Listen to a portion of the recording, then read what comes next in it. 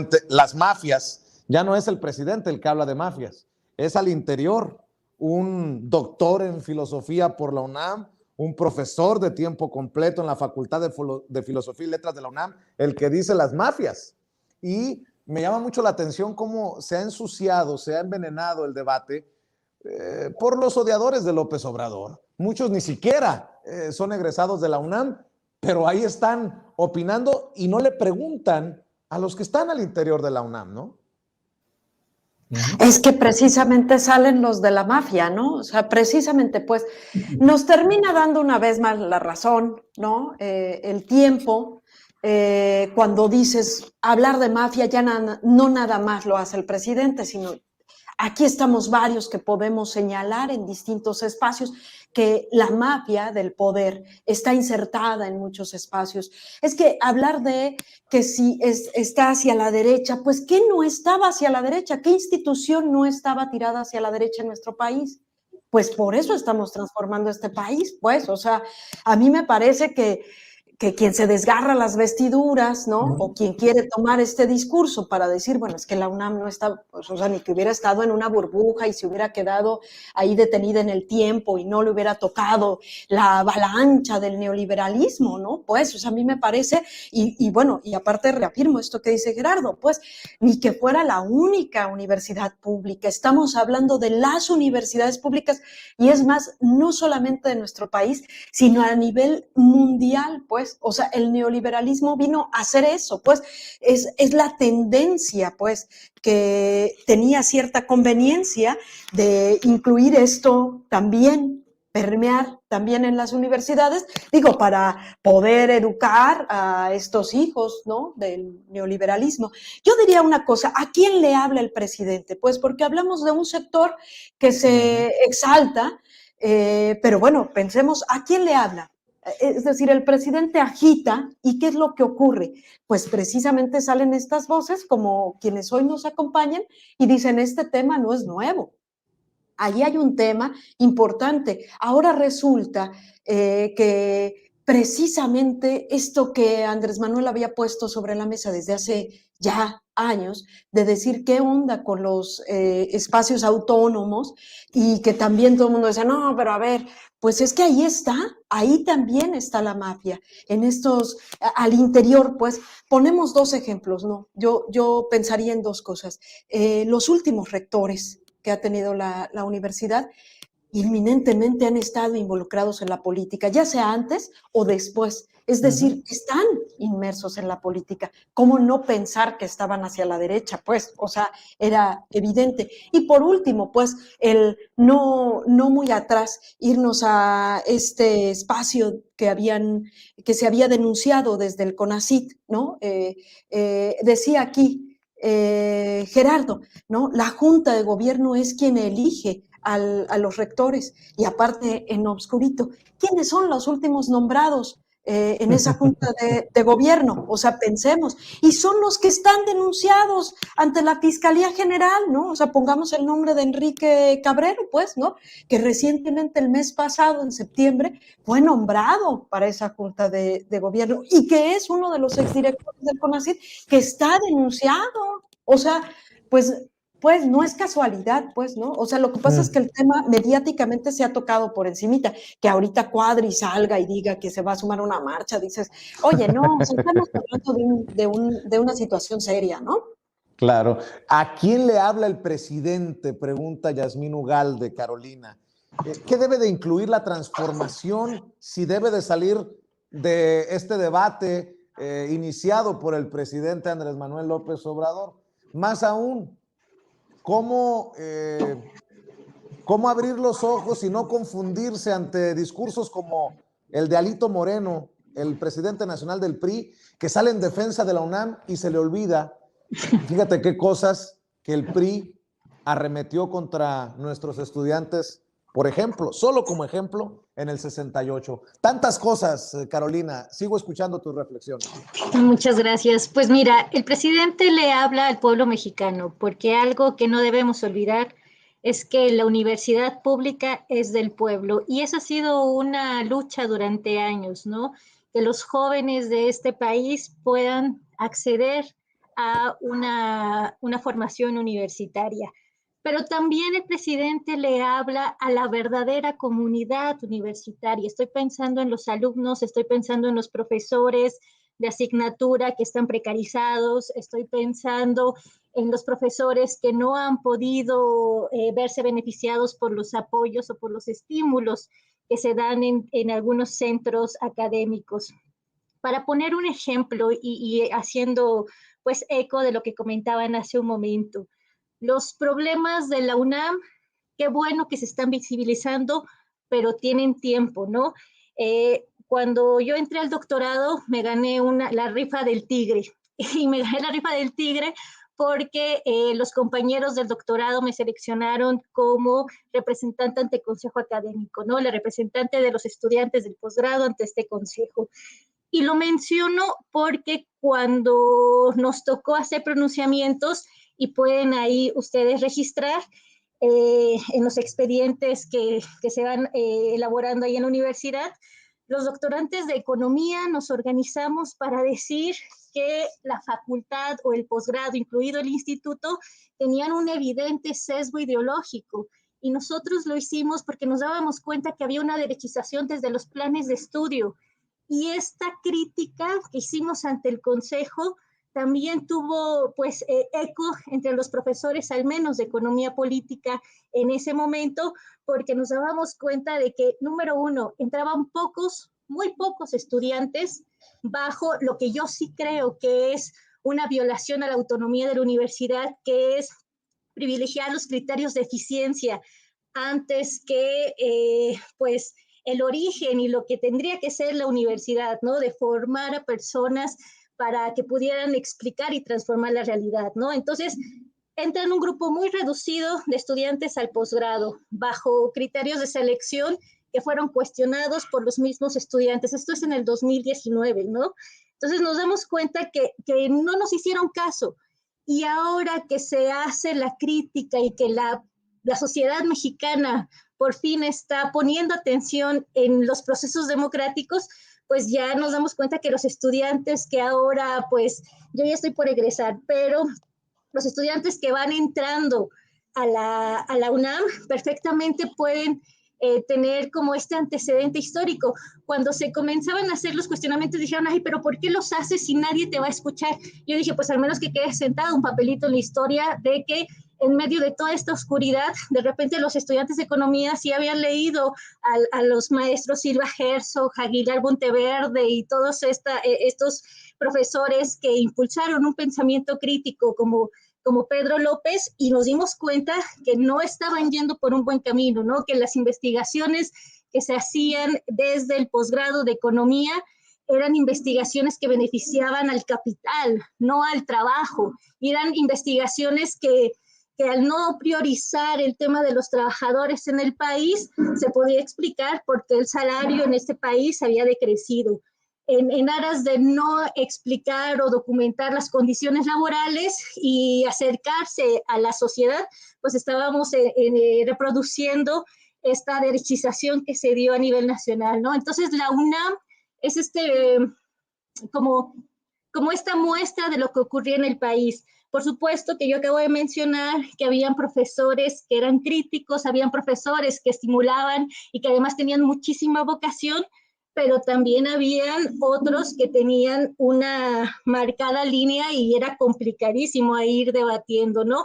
Profesores que creían que la ciencia económica solo tenía este carácter por ser matemática, ¿no? Entonces nosotros teníamos que explicarles que la matemática era una técnica, ¿no? Que no le daba el carácter científico a ninguna disciplina, sino habían hipótesis que realmente se basaran en la experiencia.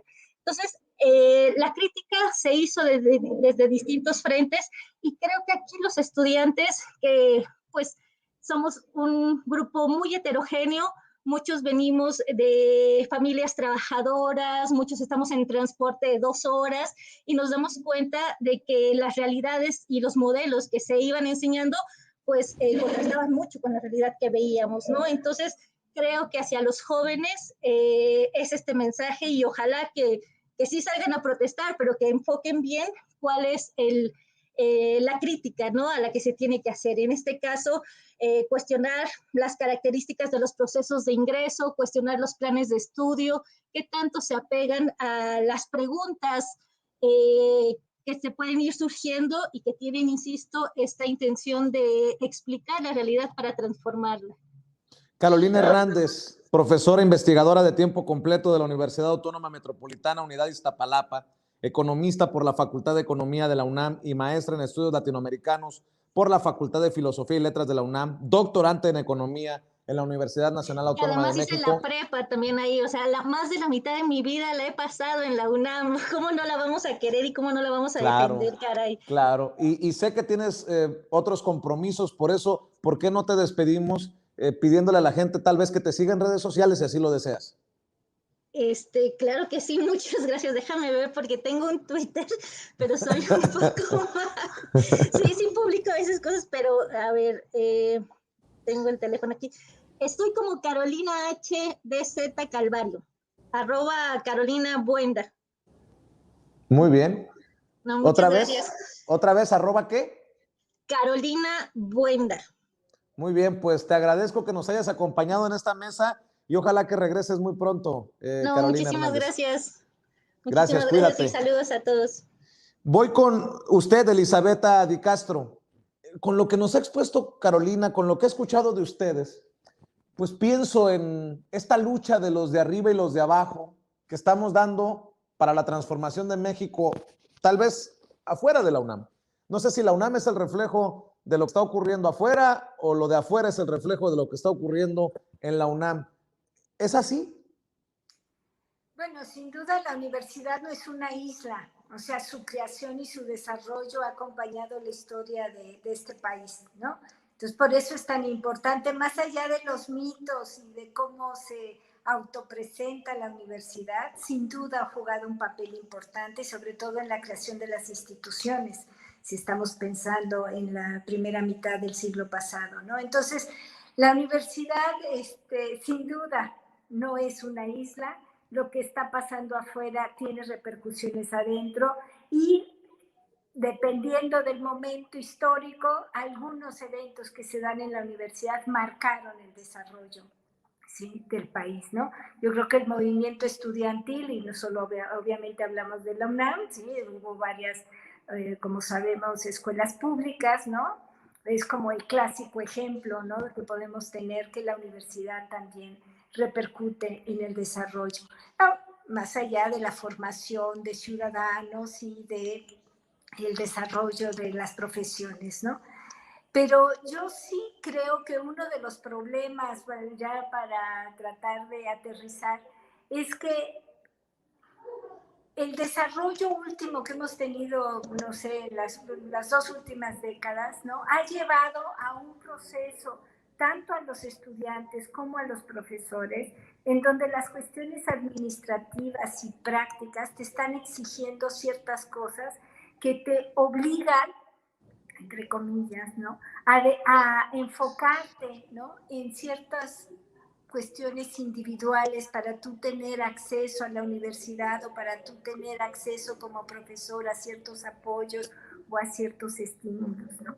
Entonces, ahí la idea, bueno, el propio SNIM, ¿no?, son proyectos que llevaron a la educación y a los maestros a una dinámica muy distinta de la que nosotros veníamos. Yo ya tengo casi 40 años trabajando en la universidad.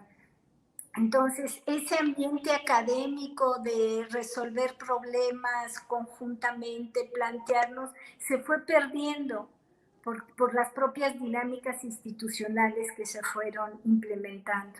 Entonces, yo tengo esperanza de que los debates nos van a llevar a recuperar esos espacios que antes teníamos, recuperarlos, darles nueva vida, y ese proceso de democratización que necesitamos. Es a lo que me refería en mi intervención anterior. Tenemos que volver a hablar, a discutir, a proponer desde la vida misma académica, los propios estudiantes, los propios profesores, y no olvidemos también a los trabajadores, porque los trabajadores también han sufrido estos cambios, ¿no? Claro, ahora se menciona mucho la situación de los profesores de asignatura y sin duda, ¿no? Los profesores de asignatura son los que están en peores condiciones y en condiciones muy desventajosas, ¿no? Para no solo a nivel laboral, sino de desarrollo personal y académico. Aquí lo único es que hay que tener cuidado de los números que se manejan, ¿no? Porque el profesor de asignatura, hay muy diversos profesores de asignatura, ¿no? En la universidad tenemos muchos profesionistas que además quieren dar clase, entonces son profesores de asignatura. También tenemos muchos profesores que son tiempos completos en otros lados y además dan una asignatura. Pero sin duda, los profesores de asignatura que no tienen ningún otro recurso, no tienen ningún otro estabilidad laboral, pues claro que es un problema que la universidad tiene que resolver y las medidas que se han tomado son completamente insuficientes. La universidad tiene que voltear a ver y la propia comunidad tiene que ver qué es lo que vamos a hacer para resolver esos graves problemas que, claro, la crisis, ¿no? Y el hacinamiento y estos 2 últimos años complicados los volvieron visibles y también en muchos lados se han incrementado los problemas, ¿no? Pero bueno, entonces yo pondría democratización por un lado, ¿no?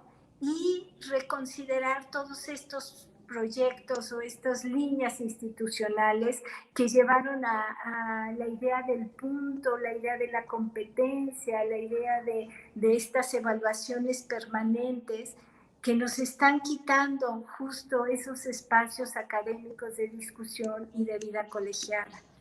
Muy interesante que alguien con 40 años al interior de la UNAM se exprese abiertamente aquí en Sin Censura. Profesora Elisabetta Di Castro, no sé si quiera compartir sus redes sociales y obviamente que quede la invitación abierta para que regrese cuantas veces sea necesario para exponer sus opiniones en este espacio, en esta trinchera independiente, Elisabetta. Muchas gracias. No tengo redes sociales, puedo darles... ¡Qué bueno! No la juzgo. ¡Qué bueno! Se está salvando de muchos problemas. Sí, todavía soy a la antigüita, correo electrónico nada más. ¿Cuál es, Elisabetta? Es Elisa con S, Elisadic, @unam.mx. Muy bien, pues profesora, le agradezco mucho que nos haya acompañado. Estamos al pendiente. Buenas noches. Fue un gusto, gracias. Y bueno, ya que hablábamos de alguien como Elisabetta que ha dedicado su vida a la UNAM, vamos a cerrar con Gerardo de la Fuente Lora. Doctor, me dejó picado con el tema de las mafias. Usted lo trajo a la mesa. Y pues en la sociedad estamos luchando contra las mafias del poder, los arreglos en lo oscurito, en fin, ¿hacia dónde nos lleva este debate desde su perspectiva? Es que podamos hablar abiertamente de ciertas cosas, porque dentro de esta mitología de la UNAM y dentro del funcionamiento de la mafia del poder universitario, está esta idea de que estaba prohibido a la política en la UNAM. Los partidos políticos, las posiciones ideológicas firmes siempre fueron descalificadas porque no se valía politizar la vida universitaria y sin embargo todos los rectores y todos los miembros de esta mafia eran priistas. Yo creo que con esta cuarta transformación uno de los resultados que tienen que ocurrir es que la universidad tiene que cambiar, porque la universidad estuvo integrada dentro, formó parte del dispositivo político que giraba alrededor del partido de Estado. La universidad siempre fue un pilar de todo esto. Y un síntoma de ello es que hoy el PRI ya no la rifa prácticamente en ningún lado, pero las autoridades universitarias son todas ellas priistas, o la gran mayoría son priistas. Cuando el PRI ya no tiene ningún apoyo social, siguen estando ahí en la UNAM. Y debo decir que no solo en la UNAM, en buena parte de las universidades públicas. A fin de cuentas, todo esto de la estafa maestra es un índice de cómo está presente esta mafia, esta plutocracia nacional enquistada en las universidades. No podría haber habido estafa maestra si no fuera porque no hay democracia en las universidades. Nadie controló a las autoridades que se dedicaron a hacer ese tipo de fraudes. Estas mafias universitarias son muy, muy duras, tienen muchos intereses. Hay investigaciones científicas que se realizan para laboratorios farmacéuticos, hay dictámenes de ingeniería que se hacen para empresas, de todas esas cosas, que no necesariamente son malas, pero nadie sabe. En la universidad no se informa de eso. Ahora que decías, Vicente, de si la universidad es reflejo de lo de afuera o lo de afuera es reflejo de lo de adentro, yo creo que un punto muy importante es que hay una gran desigualdad en la universidad. De lo poco que se ha sabido son los profesores de asignatura, que ya mencionaba Elizabeth, y los profesores de tiempo completo o investigadores, pero las desigualdades en la universidad son muy, muy grandes. Yo mencionaba hace un momento solamente ver físicamente las instalaciones de las preparatorias y los SHs comparadas con las instalaciones de los institutos de punta, biomédicos. Es increíble el nivel de desigualdad, de concentración de riqueza que hay dentro de la propia universidad. Y tenemos que discutirlo.